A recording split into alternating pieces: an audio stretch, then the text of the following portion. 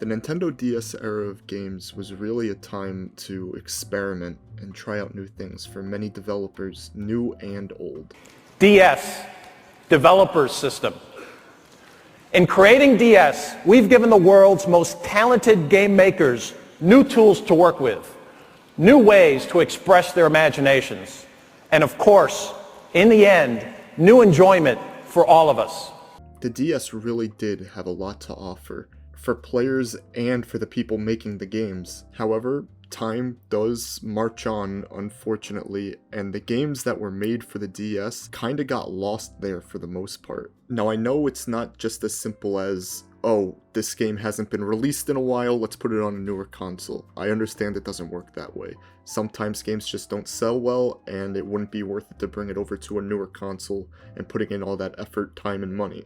There are definitely games that have made that cross from the DS to newer consoles like The World Ends With You and have received mostly positive reviews. In the case of The World Ends With You, it even received a sequel, which had its own unique battle system that still utilized aspects of the original. But then you also have games like Pokemon Ranger, which I understand isn't Pokemon's most popular spin-off, but it is Pokemon, and it wouldn't exactly harm them too bad to try something with Pokemon Ranger on the Switch. But honestly, it's probably for the best because a Pokemon Ranger game using the Joy-Con as the stylus probably would not be as fun as one might think, because let's face it, that's probably how it would go down.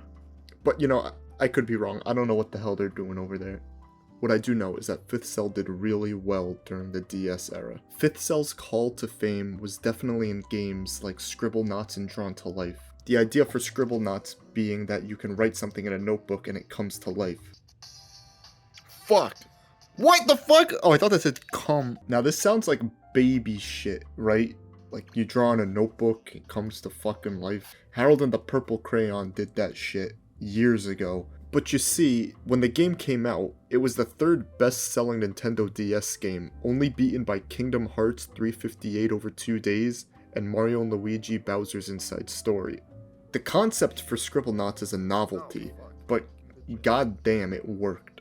I remember when I had Scribblenauts as a little kid, I didn't even play through anything past the title screen. I just stayed on the title screen trying to figure out all the different things I could make with the notebook. That could have been the entire game and I would not have given a fuck. So like I said, 5th Cell knew what they were doing.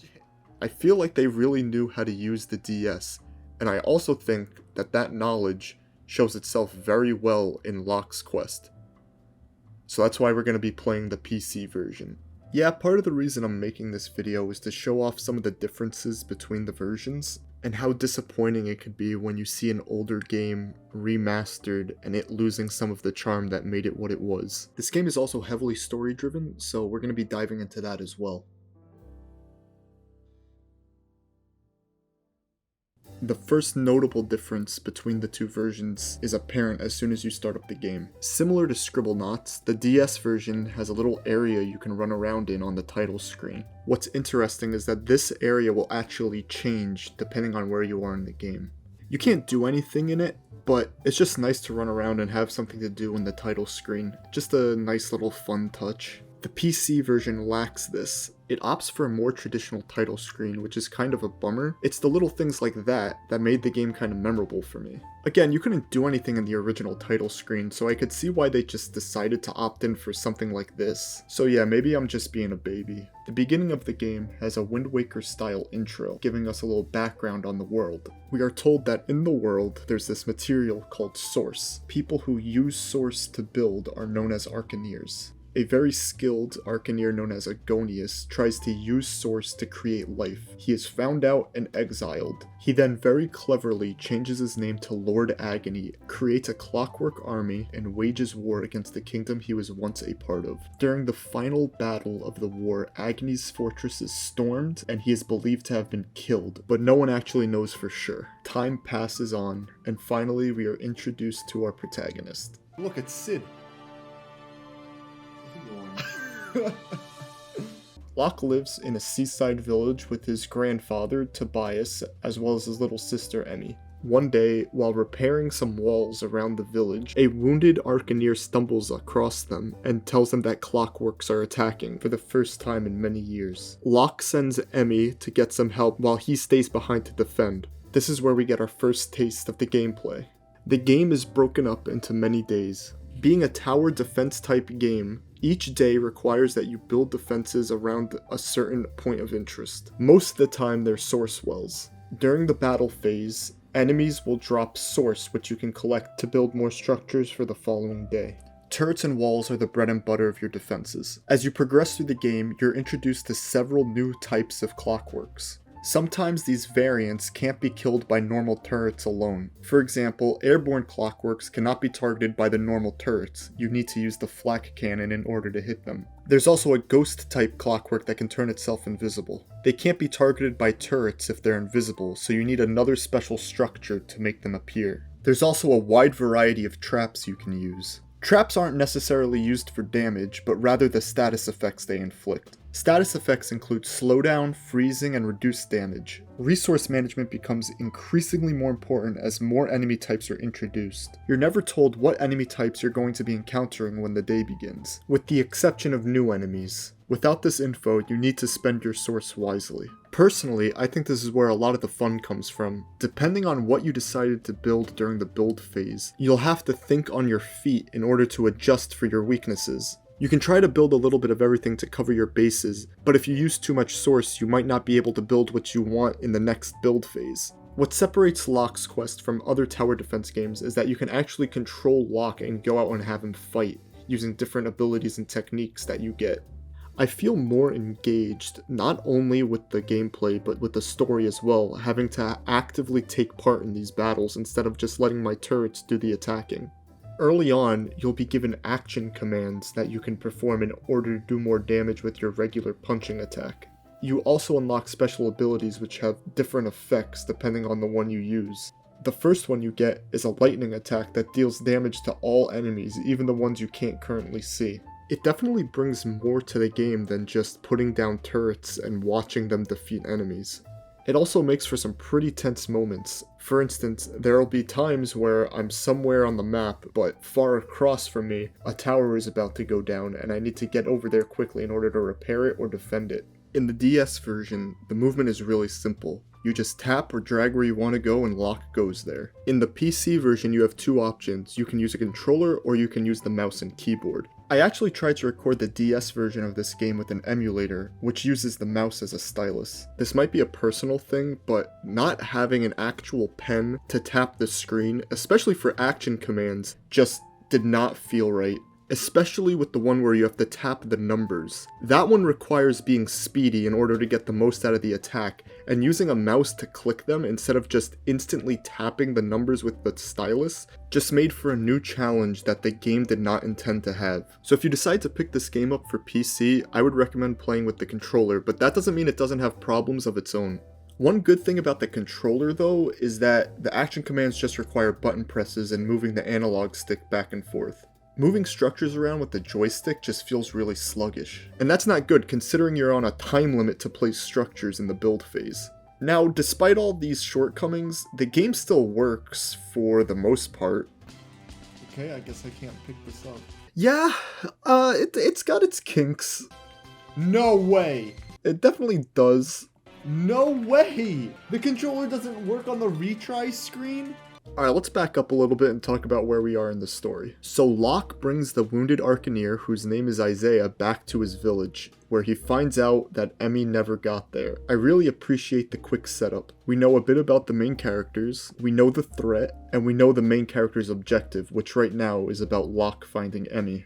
The only real problem I have is that I wish there was more time to set up more of a relationship between Locke and Emmy.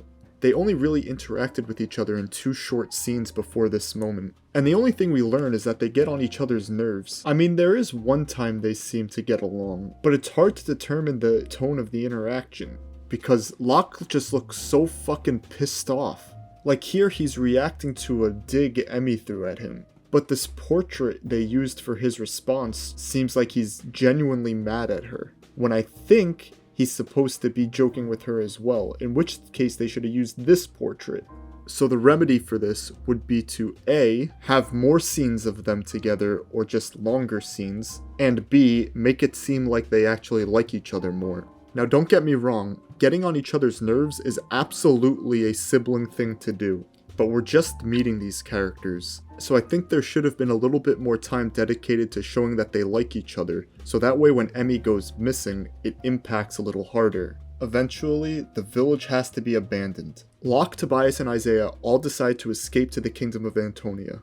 Along the way, they stumble across some Antonian soldiers who need some help. Locke stays behind to help them, while Tobias goes out to look for Emmy, leaving Locke behind. Tobias tells Locke that Isaiah will most likely introduce him to the chief Arcaneer Keenan, who Tobias distrusts. This map actually introduces the first boss fight of the game. Unlike other days with bosses will actually end once you defeat the boss, meaning you don't have to wait for the timer to run out. And besides, the timer is about 10 minutes longer than normal. Since most bosses have a lot of health and deal more damage to structures, they're gonna get through your defenses really quickly, not to mention the added damage from the regular clockworks. I always look forward to days with bosses. Bosses always make things feel a lot more chaotic, and you'll usually have to change your strategy to deal with them. Once we reach Antonia, we can see another difference between the versions. Once you reach this point in the DS version, you're introduced to the Siege minigame. It's an interesting change of pace from the rest of the game. Your goal is to stop the oncoming clockworks from reaching the gate. You can buy upgrades, repair the tower if the clockworks attacked it, buy specials, send out troops. It's almost like there's a different tower defense game inside this tower defense game. Honestly, it's kind of addicting. I would not be opposed to this being a mobile game. It's simple and passes the time. You're even rewarded with an extra 1000 source to use in future battles. In the newer versions, Siege is replaced with an endless mode. When you're first introduced to it, it's basically just another day that you have to fight through. I think this is fun in its own right. It's like an arcade version of the main game. Finally, after 8 days of fighting clockworks, Isaiah and Locke are able to meet with Keenan, the head Arcaneer. And after a little bit of convincing, Keenan allows us to join the cause. He also teaches us our first special, which is the lightning attack. The next 17 days are dedicated to fending off clockworks up north. Nothing of real story importance happens during these days. There's a cutscene that talks about the old Clockwork War and how that ended, but it's stuff we already know already. Wait, what the fuck? The cutscene ended before the last piece of text. Oh my god. I didn't get to see what that said. However, we are introduced to a new aspect of building, which is materials. As you go through the game, you are given different materials you can build your structures out of. After day 18, you are able to build stone walls, and then after that comes metal and spiked walls.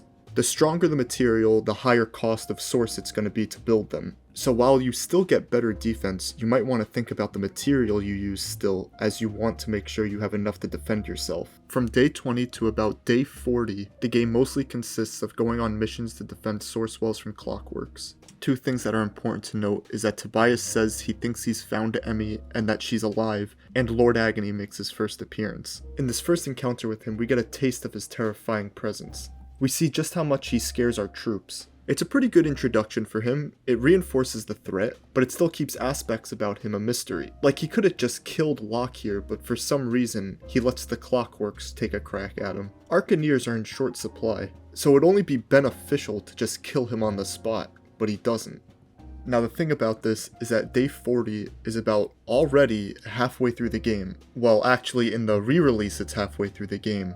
In this version, there's 74 days. In the DS version, the game goes all the way up to day 100. It doesn't seem like they cut out anything story-wise, so everything remains the same in that regard. So the only explanation for why there's less days in the re-release is that they cut out some of the battles. 26 battles to be exact. I don't know why they would do this. I mean, 100 days is a solid number to just end the game on. The Japanese title for Locke's quest even references the fact that it's 100 days long. Now honestly, the story's still there, it just means that there's less game to play. So unless you're the only speedrunner in existence who speedruns Locke's quest and is concerned about how much time you can save between the versions, yeah, this shit doesn't matter. Right after day 44, Locke and Isaiah discover that Lord Agony has been trying to capture source wells because he is building the ultimate clockwork called War Machine, designed to end the conflict. Upon returning to Antonia, Locke confronts Keenan. He believes that Keenan is working with Agony, as every single time he goes out into the field, it feels like Agony is one step ahead of them. Keenan dismisses Locke of his Arcaneer duties. He tells Locke that there's things that seem off about him, and instructs him to go back to his village. Now, it may seem like at this point of the review, I'm just reciting the story. And you're right. I've pretty much talked about everything I wanted to talk about regarding the gameplay. But I still have a lot I wanted to say about the story. The thing is, some of the characters I wanted to talk about and plot points don't come till a little later. I don't really feel like it would be right to talk about these points without their proper context. But at the same time, I don't want to recite verbatim what's happening in the story just so I can make a silly quip about a character. My original plan for this review was to organize it a lot like my last review. I was going to go back and forth talking about the story and the gameplay. However, the thing with Locke's quest is that its formula is very simple. You're basically taught everything you're gonna need to know right at the beginning of the game. So to interchange between the story and the gameplay isn't really an option for me here. I decided to leave off talking about the story here because this interaction between Locke and Keenan feels like a good cliffhanger for you guys to see if you want to go play the game. So what I'm going to do is give a brief overview of what I think of the story and then finish off with some miscellaneous things. And in my opinion, the story's pretty good. It's a short experience, but what it does in that time is pretty great. Some more characters that I haven't talked about get introduced. I wanted to talk about Heather because I think she has an interesting arc. When you first meet her, she's all gung-ho about helping Keenan and doing whatever she can to end the war.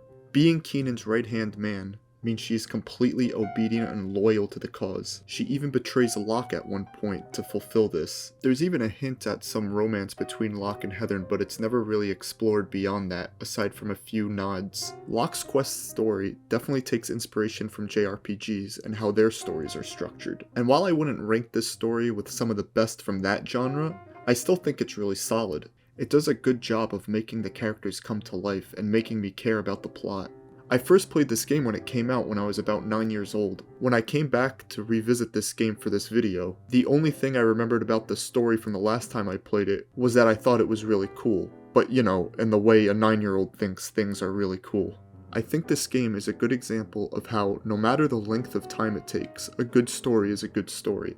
You don't have to force a game to be 60 or 100 hours long just because that's the standard. So yeah, now I'm gonna get really fucking pissed. I've talked a lot about the differences between the re-release and the DS version of this game, but the two differences that I'm about to talk about I think are the most egregious offenders. The first one has to do with the music. It is obvious that in the re-release of Locke's Quest, they just straight up removed some of the tracks. The composer for this game, David J. Franco, did a really good job. Just to play it safe, I'm not going to play any of the music from the game just straight up on its own. I'm not too sure what would happen, but honestly I'm not willing to find out lest I have to re-upload this video or something. The re-release repeats tracks a lot.